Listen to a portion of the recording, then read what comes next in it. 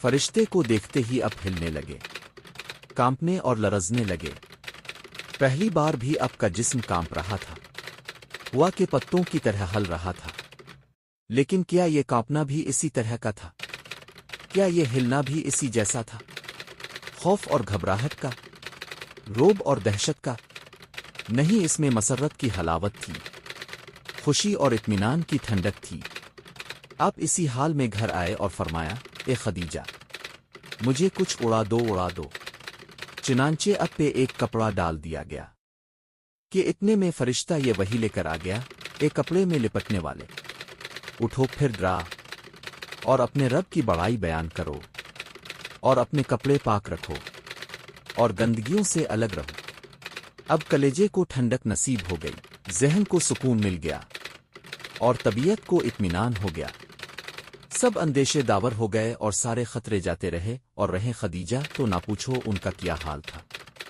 دل گلاب تھا اور چہرہ چمکتا ہوا شہاب، کیونکہ ان کی تمنا پوری ہو گئی، ان کی آرزو بر آئی۔ وہی کا انتظار تھا، وہی پھر آ گئی۔ اس کے بعد کئی بار وہی آئی، حضرت جبریل آتے رہے اور رب کا پیغام سناتے رہے، لیکن خدا کا کرنا کچھ دنوں بعد پھر وہی رات گئی۔ ادھر دعوت کا سلسلہ شروع ہو چکا تھا اور کافروں کی طرف سے مخالفت بھی ہو رہی تھی۔ مخالفت کے لیے تنکے کا سہارا کافی تھا، وہی کا رخ جانا تو خیر بہت بڑی بات تھی۔ چنانچہ انہوں نے اس موقع سے پورا فائدہ اٹھایا، بولے یہ تو خوب نبی ہے۔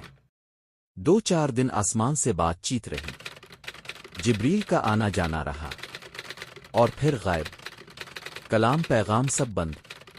تو بھائی محمد، معلوم ہوتا ہے کہ تمہارا رب تم سے روٹھ گیا، اسی لیے اتنے دنوں منہ نہیں لگایا۔ یہ وہی کا رک جانا تو اب پر یوں ہی بار ہوتا، اور پھر کافروں کا تانا تب نازک پر تیر کا کام کرتا۔ چنانچہ اب سخت بے چین ہوئے، لیکن زیادہ دن نہ ہوئے کہ حضرت جبریل علیہ السلام پھر وہی لے کر آ گئے۔ یہ سلسلہ ابھی جاری ہے۔